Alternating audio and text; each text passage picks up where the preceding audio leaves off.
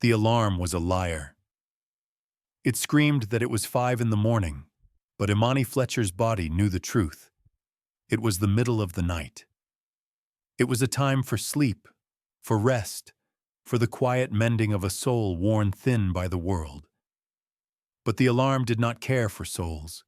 It only cared for schedules, for shifts, for the relentless march of time that paid the bills, or at least was supposed to. She swung her legs over the side of the bed, her bare feet meeting the cold, worn linoleum of her tiny bedroom floor. A shiver ran up her spine, but it had little to do with the morning chill that seeped through the old window frames. It was the familiar shiver of exhaustion, a deep, bone-bred weariness that coffee could no longer touch. She was tired. She was hungry. She was alone. Imani stood and stretched, her joints popping in a weary chorus.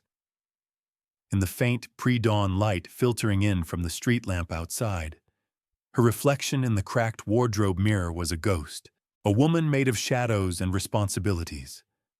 Her scrubs, washed so many times they were soft as a whisper and faded to a pale imitation of their original blue, hung on a hook.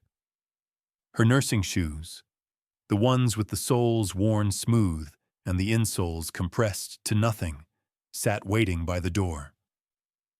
They were her uniform, her armor for the daily battle. She moved quietly through the small apartment, a space filled with more love than furniture. In the other room, a small lump under a pink unicorn comforter breathed softly. Maya, her 6-year-old daughter, her reason, her anchor, her everything. Imani paused at the doorway, a familiar ache blooming in her chest. It was a mixture of overwhelming love and crushing guilt. She was working to give Maya a better life, but the work took her away from that very life. Every double shift, every overtime hour was a moment stolen from her daughter. A bedtime story unread, a goodnight kiss delivered to a sleeping forehead. On the small kitchen counter, next to a stack of colorful drawings from Maya, sat another stack. A stack of envelopes with angry red lettering. Final notice. Past due. They were a constant, silent scream in her life. The rent, the electricity, the looming shadow of her student loans. She had become a nurse to save lives, to follow in the footsteps of her mother. But she hadn't realized she would be sacrificing her own financial life to do it. The irony was a bitter pill she swallowed every single day. Her mother. The grief was still a raw, open wound, even after a year. She had been a nurse, too. A woman with a spine of steel and a heart of pure gold. It was her mother who had taught Imani the golden rule of their profession, a rule that had nothing to do with textbooks or hospital protocols. Treat every single person who comes through those doors like they are your own family, she had said, her voice warm and firm, because for that moment, Imani, they are. Scared, in pain, and alone. Don't you ever let anyone feel alone on your watch. Imani's eyes welled up. She missed that voice. She missed the comforting weight of her mother's hand on her shoulder.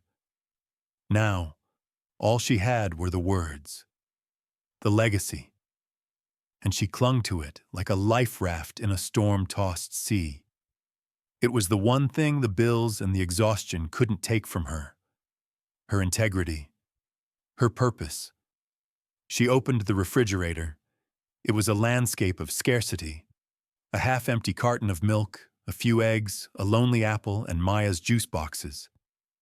Imani's stomach rumbled, a hollow, empty sound. She ignored it. Maya would have the eggs for breakfast when she woke up for school. Her neighbor, a kind elderly woman named Mrs. Gable, would walk her to the bus stop. Imani made 2 sandwiches with the last of the bread and a thin slice of cheese in each. One for her lunch, and one for someone else. It was a habit she'd started months ago, a small tribute to her mother's boundless generosity. She always made an extra sandwich. Some days it went to a homeless person she passed on the street. Some days it went to a fellow nurse who forgot their lunch. Some days it just sat in her bag, a quiet symbol of her readiness to give. Today, she wrapped the second sandwich in a paper towel and placed it carefully in her worn canvas tote bag. It was a small act, an insignificant gesture in the grand scheme of things. But it was hers. It was proof that despite the world trying to grind her down, her spirit still had something left to offer. She finished her routine in a practiced, silent ballet. A splash of cold water on her face, a quick brush of her teeth, pulling her hair back into a tight, professional bun. She scribbled a note for Maya, drawing a small heart next to her name, and left it on the counter next to the menacing pile of bills. I love you to the moon and back, my little star. Be good for Mrs. Gable. Mommy will be home after you're asleep, but I'll kiss you in your dreams. The final step was the car, her ancient rust bucket of a sedan. It was another source of constant anxiety. Every morning she would turn the key and say a small prayer. The engine would groan, sputter, and cough like a lifelong smoker before reluctantly turning over. Today was no different. The car rattled and shook, the check engine light glowing defiantly on the dashboard. But it started. She let out a breath she hadn't realized she was holding. Another small victory. Another day she could get to work. Another day she could fight the good fight. As she drove through the dark, empty streets of the city, the hospital rose in the distance, a monolith of glass and steel. Northwood General, a place of miracles and tragedies, of first breaths and last gasps. To most, it was just a building. But to Imani it was a sacred space, a place where her mother's legacy lived on, a place where, despite her own struggles, she could make a difference. She could ease pain. She could offer comfort. She could make sure that no one, absolutely no one, felt alone on her watch. That was her promise. That was her vow. And she would keep it, no matter the cost. The emergency department was already a symphony of controlled chaos when Imani's shift began. The air was thick with the scent of antiseptic, the low hum of medical equipment, and the palpable thrum of human suffering. Beeping monitors, hushed conversations, the occasional cry of pain, it was the soundtrack of her life. Imani tied her mask, pulled on a fresh pair of gloves, and dove in. For hours, she was a blur of motion and compassion. She calmed a frightened child with a broken arm, her voice a soothing balm. She held the hand of an elderly man confused and scared by the bright lights and loud noises. She efficiently administered medications, changed dressings, and updated charts, all while offering a kind word or a reassuring smile to every patient she encountered. Dr. Ramirez, a seasoned physician with kind eyes and a weary slump to his shoulders, watched her for a moment. He saw the dark circles under her eyes, but he also saw the unwavering light within them. "You're a good nurse, Fletcher," he said, signing a chart. "One of the best. Don't let this place burn you out." "I won't, doctor," she replied with a small smile. "Someone's got to keep the light on." But there was a shadow in this place, and its name was Karen Miller, the head nurse, a woman who seemed to view compassion as a liability and patience as numbers on a balance sheet. Karen moved through the ER with an air of cold, untouchable authority. Her perfectly coiffed blonde hair and crisp, unstained uniform stood in stark contrast to the messy reality of the work around her. She was all about efficiency, throughput, and most importantly, appearances. Karen's eyes followed Imani throughout the morning. She saw Imani spending what she considered too much time with patients. She saw the gentle way Imani spoke to the family of a car crash victim, and she disapproved. To Karen, empathy was inefficient. The inciting incident arrived not with a bang, but with the quiet rumble of ambulance gurneys. The paramedics brought in two patients simultaneously. One was a well-dressed man in a suit, clutching his chest and complaining of shortness of breath, clearly a VIP patient. The other was a man who looked like he had been sleeping on the streets for a decade. He was old, with a tangled, matted gray beard and hair that hung in greasy clumps. His clothes were ragged and filthy, and he carried with him the sharp, sour scent of neglect. He had a nasty gash on his forehead from a fall, and he was shivering uncontrollably, his eyes wide with a mixture of pain and confusion. His name, according to the paramedic, was Arthur. He had no last name, no ID, no insurance card. Karen Miller took one look at him, and her face curled into a mask of disgust. "All right, get him triaged and out," she snapped at the nearest nurse, her voice sharp and dismissive. "He's just another vagrant looking for a warm bed and a sandwich. Check his vitals, give him a bandage, and call security to escort him out. We need this bay for actual emergencies. Put the gentleman with the chest pain in Trauma 1 immediately." Another nurse, a younger woman named Brenda, who was always eager to stay in Karen's good graces, nodded. "Right away, Karen. These guys are always trying to take advantage of the system. He'll probably try to steal supplies on his way out." Imani overheard the exchange from a few feet away, and a cold knot formed in her stomach. She looked at the old man, Arthur. He wasn't just a vagrant. He was a human being. He was shivering, bleeding, and scared. He was exactly the kind of person her mother had told her to watch over. He was someone's family.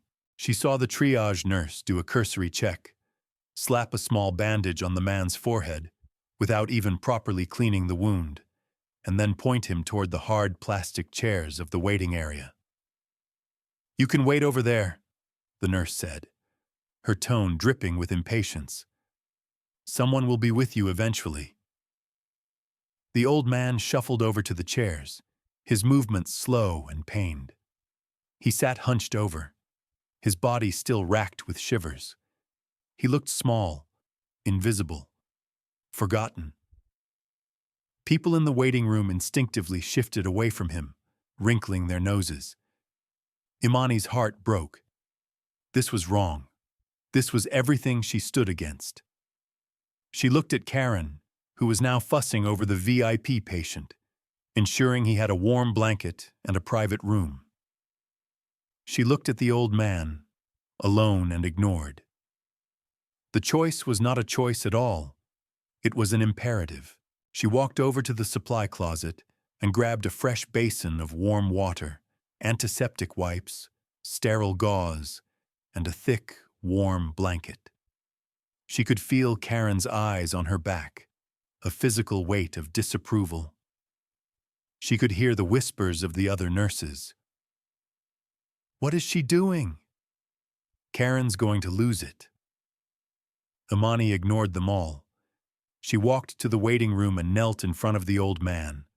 Up close, she could see the fear in his pale blue eyes. He flinched as she approached, as if expecting to be yelled at or pushed away. "Hello," Imani said softly, her voice gentle. "My name is Imani. I'm a nurse. I saw you have a nasty cut on your head. Would it be all right if I cleaned it up for you properly? I don't want it to get infected." The man stared at her for a long moment, his expression unreadable. Then he gave a slow, hesitant nod. "Thank you," she said, giving him a small, reassuring smile. She carefully draped the warm blanket over his thin shoulders. He flinched again at the contact, then slowly, imperceptibly, relaxed into the warmth. A sigh escaped his chapped lips, a sound of profound relief. Imani gently removed the small, inadequate bandage the other nurse had applied. The cut was deeper than it looked, crusted with dirt and dried blood. "This might sting a little," she warned as she began to clean the wound with the antiseptic wipe. The man didn't make a sound. He just sat there watching her with those piercing blue eyes. She worked with focused, gentle precision. She was no longer in a chaotic ER. She was simply a nurse caring for a patient. Her mother's voice echoed in her mind. Treat him like family. So she did. She cleaned the wound thoroughly, applied an antibiotic ointment, and dressed it with a fresh, sterile bandage. "Not there," she said, her work complete. "That's much better. Are you hungry? I have an extra sandwich if you'd like it." Before the man could answer, a voice like shattering glass cut through the air. "What in God's name do you think you are doing?" Imani's blood ran cold. She didn't have to look up to know who it was. Karen Miller stood over her, hands on her hips, her face a thunderous mask of pure, unadulterated rage. The entire waiting room fell silent. Every eye was on them. "I asked you a question, nurse," Karen hissed, her voice low and venomous. "I gave you a direct order. I told you to get this filth out of my emergency room, and instead I find you wasting precious supplies and my time, giving him a spa treatment."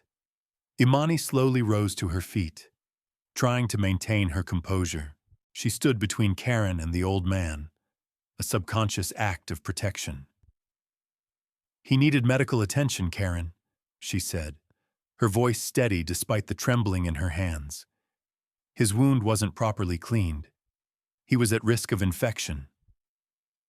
"At risk?" Karen let out a short, incredulous laugh. "Look at him. He lives in filth. A little more dirt isn't going to hurt him. Your job is to follow my instructions, not to run a charity clinic for every piece of trash that wanders in off the street." The word trash hung in the air, ugly and vile. Imani flinched, as if struck. "He's not trash," she said, her voice rising with a protective fire. "He's a patient, and he deserves to be treated with dignity, just like everyone else." "Dignity?" Karen's eyes narrowed to slits. "You want to talk about dignity? People like you always do. You come in here with your bleeding hearts, thinking you know better than everyone. You don't know the first thing about running a department. We have standards. We have a reputation to uphold. We cater to the most important people in this city, not this." She waved a dismissive hand at the old man, who had shrunk back into the blanket, his face hidden. The confrontation had drawn a larger audience now. Other nurses, doctors, and security guards had stopped to watch. In the waiting room, the silent observers were no longer so passive. The telltale red lights of recording phones began to pop up, a constellation of digital witnesses. They were capturing every moment of her humiliation. "I'm treating a patient, Karen," Imani repeated, her jaw tight. "It's my job. It's my oath." "Your job is what I say it is," Karen screamed, her voice echoing through the cavernous room. "And right now, your job is on very thin ice. You are officially on probation, Fletcher. One more step out of line, one more act of insubordination, and you are fired. Do you understand me?" Imani's world tilted. Fired? How would she pay the rent? How would she feed Maya? The fear was a cold, metallic taste in her mouth. But even as the panic rose, so did something else. A stubborn, defiant pride. She would not let this woman break her. She would not let her defile her mother's memory. She simply stared back at Karen, her silence more defiant than any words could be. This silent rebellion seemed to enrage Karen even more. Her face flushed a dangerous shade of red. She looked from Imani's defiant face to the floor, where a few drops of dirty water from cleaning the wound had spilled. A cruel, vindictive smile spread across her lips. "You know what?" Karen said, her voice sickly sweet. "You're so concerned with cleanliness, so dedicated to your duties. Let's see how dedicated you are. This floor is now a mess because of your little project. I want you to clean it. Right now." Imani stared at her, uncomprehending. "What?" "You heard me. Get on your hands and knees and clean that floor, in front of everyone. Maybe a little humility will finally teach you your place in this hospital." The collective gasp from the waiting room was audible. Dr. Ramirez started forward. "Karen, that's enough. This is completely unprofessional." "Stay out of this, Ramirez," Karen snapped, not taking her eyes off Imani. "This is a disciplinary action. It's a lesson in following the chain of command." She pointed a long, manicured finger at the floor. "Now." Imani felt the world shrink to that small, dirty patch of linoleum. Her cheeks burned with a shame so profound it felt like a physical blow. To be brought this low, to be humiliated like this in public for doing the right thing, for honoring her mother. Tears pricked at the corners of her eyes, hot and angry.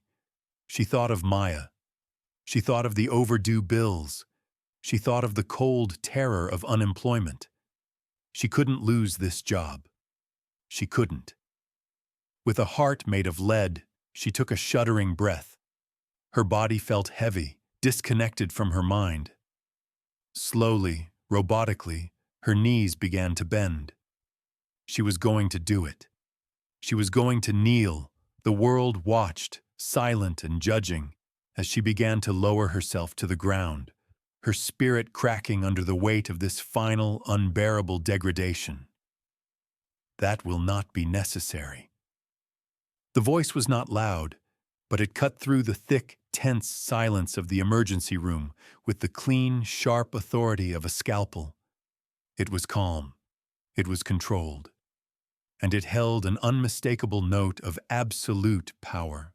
Imani froze, her knees hovering an inch above the cold, dirty floor. Every head in the room swiveled towards the source of the voice. Standing at the entrance to the ER were 3 men. 2 were built like mountains, dressed in dark, severe suits with earpieces that marked them as professional security. Between them stood a man in his late 50s, his silver hair impeccably styled, his tailored suit exuding an aura of quiet, expensive confidence. His face was grim, his eyes like chips of granite. He was the one who had spoken. Karen Miller, momentarily thrown off by the interruption, puffed up with self-importance. "Excuse me, this is a restricted area. Who are you?" she demanded. The man in the suit ignored her completely. His gaze swept the room, taking in the scene with a quick, analytical glance. The crowd of onlookers, the recording phones, the furious head nurse and Imani, still frozen in her half-kneeling posture of humiliation. His eyes finally landed on the old man huddled in the chair, the fresh white bandage a stark contrast against his weathered skin. The man's expression softened almost imperceptibly. He walked forward, his expensive leather shoes making no sound on the polished floor. The 2 large men followed, their presence creating a palpable bubble of authority around him. He walked directly to the old man in the chair. "Mr. Pendleton," the man said, his voice now filled with a respectful concern that seemed utterly bizarre in this context. "Are you all right, sir? We were notified there was an incident." Karen let out a snort of derisive laughter. "Pendleton? Are you serious? This is a homeless nobody. His name is Arthur. Now I'm going to have to ask you to leave before I have security." "His name," the man in the suit interrupted, turning to face Karen for the first time, his voice dropping to a dangerously low temperature, "is Arthur Pendleton, and I would advise you to choose your next words very, very carefully." A confused murmur rippled through the crowd. Pendleton? The name was vaguely familiar to some, but it didn't immediately register. Karen, however, was undeterred. Arrogance was a fortress she had spent a lifetime building. "I don't care if his name is the King of England," she sneered. "He is being disruptive, and this nurse," she gestured at Imani, "was being insubordinate. I am the head nurse of this department, and I am handling it." The man in the suit, who Imani would later learn was named Mr. Davies, the chief legal counsel for a vast corporate empire, allowed a small, cold smile to touch his lips. It did not reach his eyes. "You are the head nurse of this department," he corrected her gently. He turned his attention back to the old man. "Sir, you have seen for yourself the state of things. What are your orders?" And then, the world shifted on its axis. The old man, Arthur Pendleton, slowly lifted his head. The confused, frightened look in his eyes was gone. It was replaced by an intelligence and authority that was so sharp, so commanding, it was staggering. He looked at Karen Miller, and for the first time, she seemed to see him, really see him. And the recognition, when it dawned, was a slow-motion catastrophe on her face. "Pendleton," she whispered, the name catching in her throat. Her mind was racing, connecting the dots with frantic, horrified speed. The Pendleton Health Group, the name emblazoned on the very hospital she stood in. The reclusive, almost mythical billionaire founder who was rumored to be eccentric, a man no one had seen in public for years.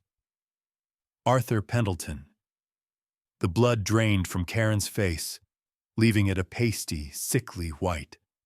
Her jaw went slack. A fine sheen of sweat broke out on her forehead. "No," she stammered, shaking her head in frantic denial. "No, it can't be. It's a trick. It's a lie." Arthur Pendleton's voice, when he spoke, was not the mumble of a disoriented vagrant. It was clear, strong, and resonant with a power that needed no volume to be felt. "A lie, Nurse Miller? Is it a lie that you judged a man by his clothes? Is it a lie that you denied him proper care? Is it a lie," his voice grew harder, "that you sought to humiliate a member of your staff for showing the very compassion that is supposed to be the cornerstone of this institution?" Karen began to tremble, her knees visibly buckling. I didn't know," she pleaded, her voice a pathetic whine. "If I had known who you were, I would have—" "You would have what?" Arthur cut her off, his tone like ice. "You would have rolled out the red carpet? You would have treated me with respect? The respect you believe is only owed to the wealthy and the powerful. That, Nurse Miller, is the entire problem." He turned his gaze from Karen's crumbling form to Imani, who was still standing, stunned, between them. His expression softened instantly. "You," he said, and his voice was now filled with a profound, genuine warmth. "You looked at me and you didn't see a homeless man. You saw a human being in need. You gave me warmth when I was cold. You tended to my wound when I was in pain. You offered me food when I was hungry. You did all of this knowing it would bring the wrath of your superior down upon you. You did it because it was the right thing to do." He looked at Mr. Davies. "Please summon CEO Thompson. I believe he needs to be a part of this performance review." Mr. Davies was already speaking quietly into his phone. Within 90 seconds, a portly, balding man in an expensive but now rumpled suit came scurrying into the ER, his face pale with panic. It was Alan Thompson, the Chief Executive Officer of Northwood General. "Mr. Pendleton," Sir, he gasped, rushing to Arthur's side. I am so sorry. I came as soon as I heard. There has been a terrible misunderstanding. There has been no misunderstanding, Alan, Arthur said calmly, his eyes never leaving the CEO's face. There has been a moment of perfect clarity. I came to this hospital today incognito to see for myself if the rumors I've been hearing were true. Rumors of a decline in patient care, of a culture of elitism and arrogance taking root in the very place my father built to serve everyone, regardless of their station in life. He gestured towards Karen, who now looked like she was about to faint. And Nurse Miller here has provided me with a stunningly vivid demonstration. She is the embodiment of everything that is wrong with this hospital.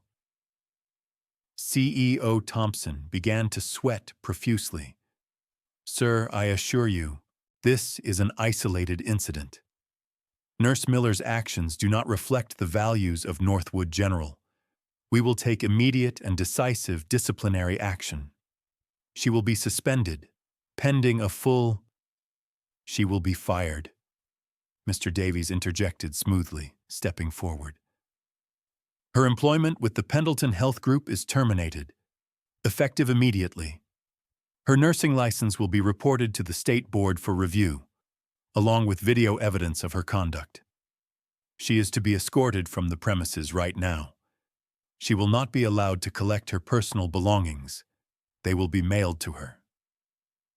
The finality of the words was absolute. Karen let out a choked sob. No, please, I have a mortgage, my children.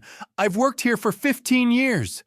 Please, you can't do this, she begged, turning her pleas to the CEO, to Arthur, to anyone who would listen. You should have thought of your mortgage when you chose to dehumanize a patient, Arthur said, his voice devoid of any sympathy.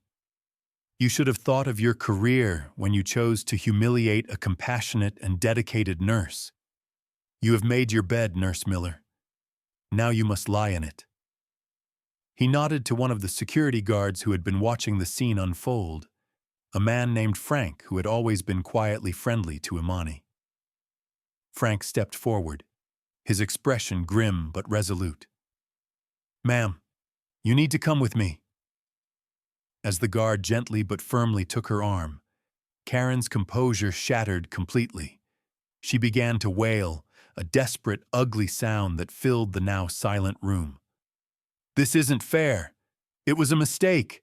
Don't touch me. Her pleas and protests were ignored as she was led away, a trail of public disgrace following her every step. The same phones that had recorded Imani's humiliation were now recording Karen's downfall. Ironic justice. With Karen gone, an almost holy silence descended upon the ER. Arthur Pendleton slowly got to his feet, shrugging off the old, dirty blanket. Standing tall, he was an imposing figure. The quiet power he radiated more commanding than any shout. He turned to face the room, the crowd of patients and staff who had witnessed the entire drama. Let this be a lesson to every single person in this hospital, from the janitorial staff to the chief of surgery, he announced, his voice ringing with authority. A person's worth is not measured by the clothes they wear, the car they drive, or the balance in their bank account. It is measured by their character, by their compassion, by their integrity. This hospital was founded on the principle of service to all. It seems some of you have forgotten that. He then turned his full attention to Imani. She was standing frozen, her mind struggling to process the seismic shift that had just occurred.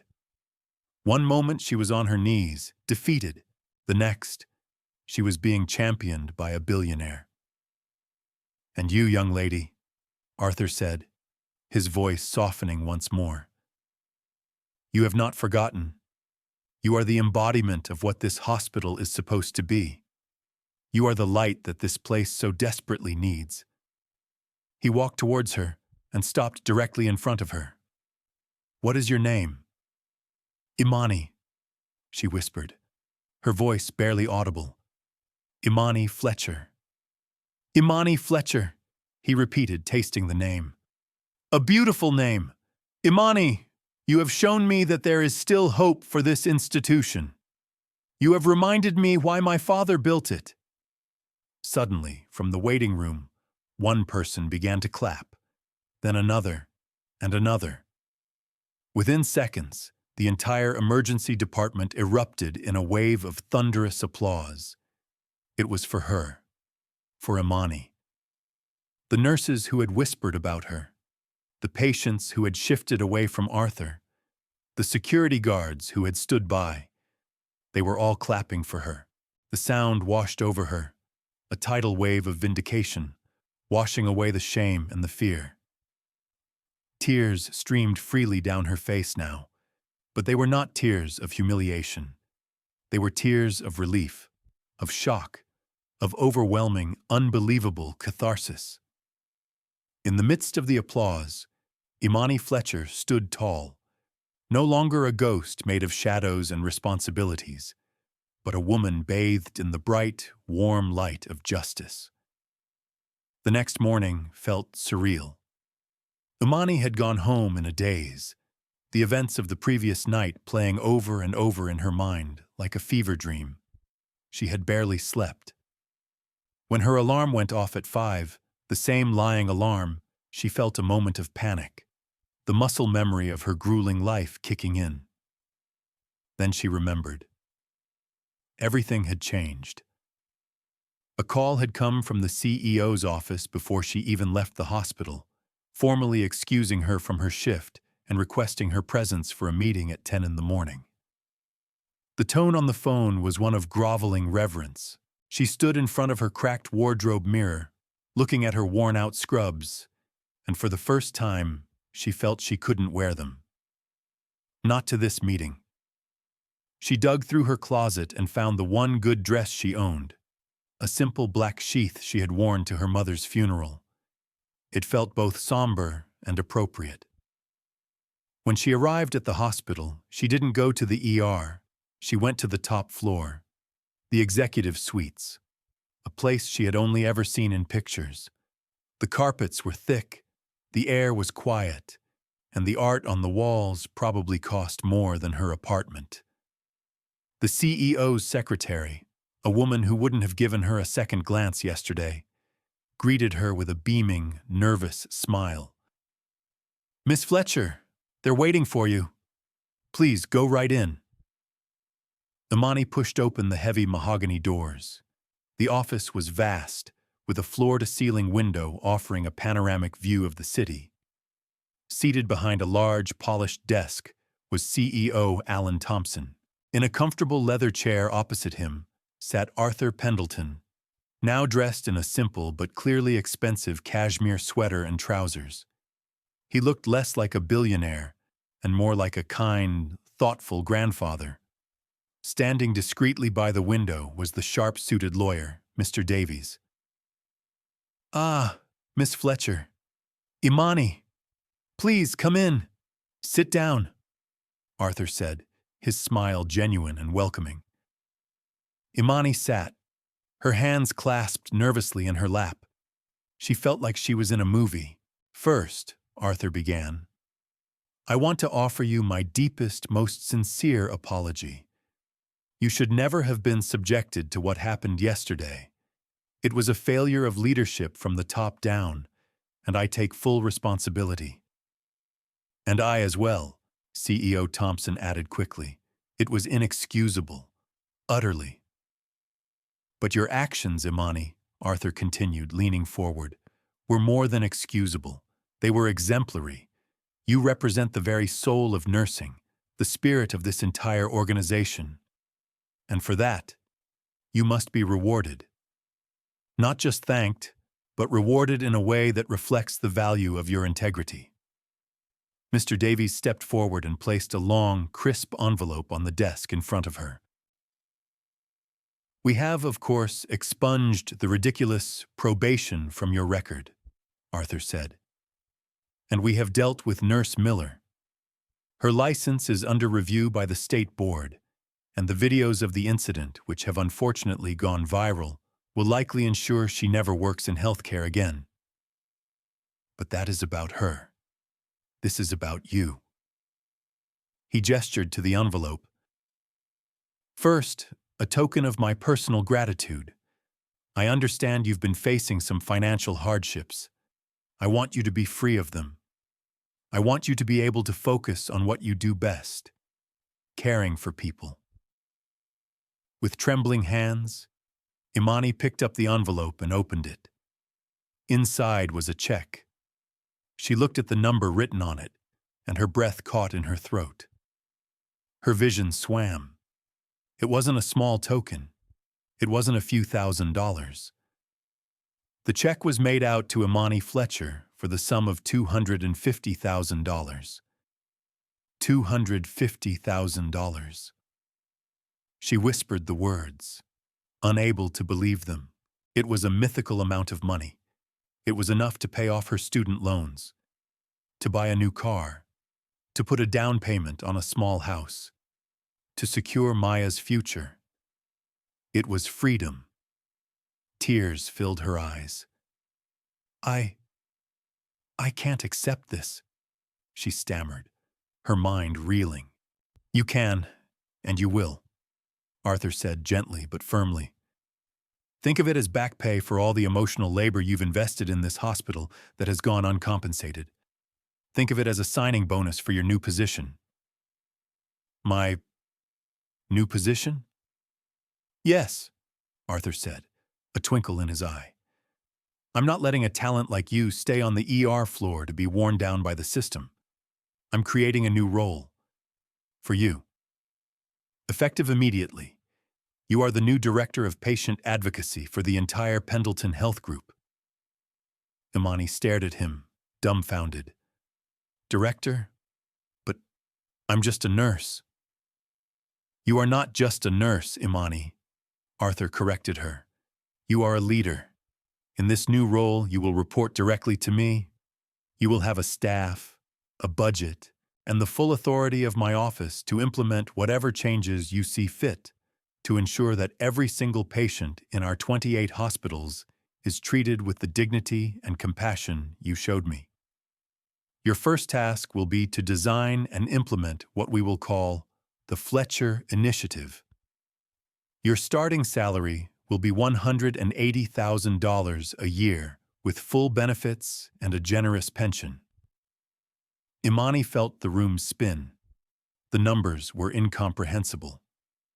Director, a salary that was more than 4 times what she was making now, a chance to make real, systemic change. But that's not all, Mr. Davies said, stepping forward again with a small velvet box. Mr. Pendleton wanted to ensure your immediate burdens were lifted. He opened the box. Inside was a set of car keys. There is a new, safe, reliable SUV waiting for you in the parking lot. Your old vehicle has been recycled.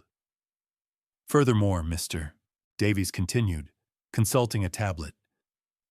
We have taken the liberty of paying your apartment rent for the next 2 years. A truck from a local furniture store will be arriving at your home this afternoon with new furnishings for you and your daughter, along with a delivery from a grocery service that will cover your needs for the foreseeable future. We've also established a college fund for your daughter, Maya. Imani was speechless. She was drowning in a sea of kindness, of unbelievable generosity. She looked at Arthur Pendleton, her heart so full it felt like it would burst. Why? She finally managed to ask. Why are you doing all of this? Arthur's smile was sad and wise. Because my father, who started all this with a single, small clinic in a poor neighborhood, died in a hospital where he was treated like a number. Because my fortune means nothing if the institutions I build with it lose their humanity. You, Imani, did not just help a homeless man yesterday. You saved the soul of my company. You reminded an old, cynical billionaire what truly matters. For that, I am the one in your debt. He stood up and extended his hand. "So, Director Fletcher, will you accept the position?" With tears of joy streaming down her face, Imani stood and took his hand. Her grip was firm. "Yes," she said, her voice clear and strong. "Yes, I will." 1 year later, Imani Fletcher stood at the head of a gleaming boardroom table. She was no longer wearing a faded uniform or a hand-me-down dress. She wore a sharply tailored navy blue suit, a symbol of her new authority. But the real change wasn't in her clothes. It was in her eyes. The exhaustion was gone, replaced by a bright, focused confidence. She was no longer just surviving. She was thriving. "The core principle of the Fletcher Initiative is simple," she said, addressing the board of directors, which included a humbled CEO Thompson and a proud Arthur Pendleton, who attended every one of her quarterly meetings. "We will treat the person, not just the ailment. We will lead with compassion, not with bureaucracy." To that end, every hospital in the network has now implemented the Dignity Protocol. This includes mandatory empathy training for all staff, from doctors to administrators. She clicked to the next slide, which showed pictures of renovated waiting rooms, now brighter, more comfortable, with free coffee and snack stations. "We have established patient advocate offices in every ER, staffed by social workers and nurses whose sole job is to assist vulnerable patients, the uninsured, the homeless, the non-English speaking, to navigate the system." She continued, her voice resonating with passion and purpose. She detailed the new partnerships with homeless shelters, the mobile clinics that went out into underserved communities, the scholarship programs for aspiring nurses from low-income backgrounds. She had taken Arthur Pendleton's mandate and run with it, transforming the cold, corporate culture of the Pendleton Health Group from the inside out. She had hired Dr. Ramirez as her chief medical advisor, giving the kind, weary doctor the power to finally enact the changes he had always dreamed of. Her work had made waves beyond the hospital walls. The story of the nurse and the billionaire had become a national sensation. The Fletcher Initiative was being studied by healthcare systems across the country as a new model for patient-centric care. Imani had become an unwilling but gracious celebrity, a symbol of integrity and the power of one person to make a difference. She used her platform not for fame, but to advocate relentlessly for the voiceless.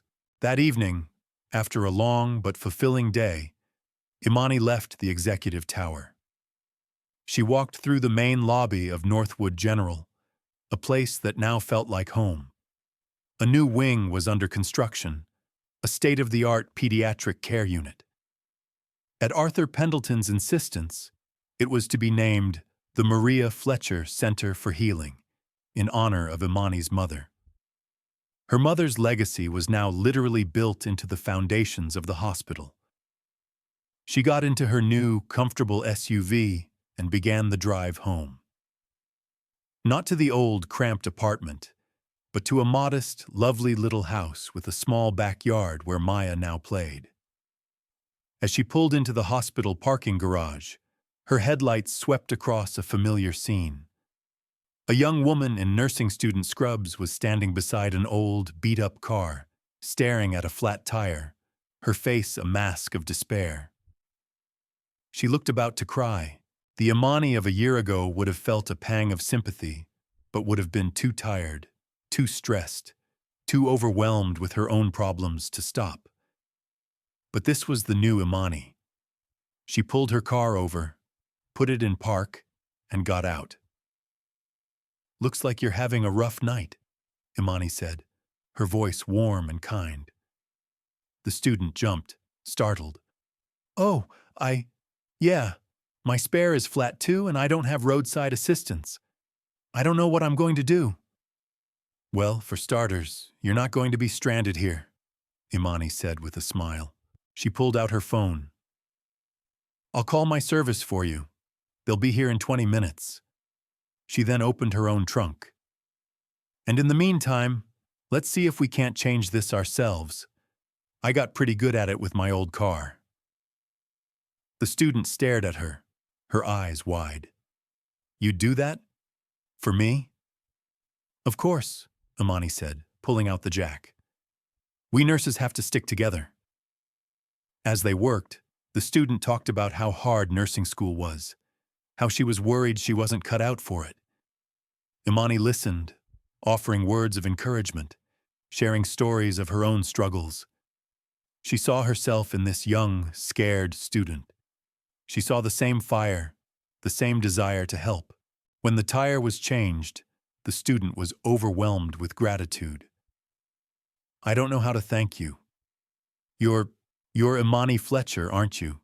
The director of patient advocacy? Imani just smiled. I'm just a nurse helping another nurse. She reached into her purse and pulled out a business card. Here, if you ever need advice or just someone to talk to, give me a call. My door is always open. The student took the card as if it were made of solid gold. Thank you, she whispered, her eyes shining with unshed tears. Thank you so much. As Imani drove away, she felt a profound sense of peace. The money, the title, the house, they were all wonderful. But this was the real reward, the ability to pass on the kindness that had been shown to her, the chance to be the person her mother had always taught her to be. Have you ever wondered about the power of a single choice? The decision to stop, to help, to see the humanity in someone everyone else has dismissed. Imani Fletcher's story is not just a story about a nurse and a billionaire. It is a story about the quiet, unyielding power of integrity. It is a reminder that you never know who you are helping. The person you dismiss today could be the person who holds your future in their hands tomorrow. But more importantly, it teaches us that we shouldn't help because of who someone might be. We should help because of who we are. Kindness is not a transaction. It is a reflection of our own character. So who have you judged unfairly? Whose humanity have you overlooked? Now go out and be someone's hero. You may not be rewarded with a fortune, but you will enrich the world. And that is a reward beyond any price.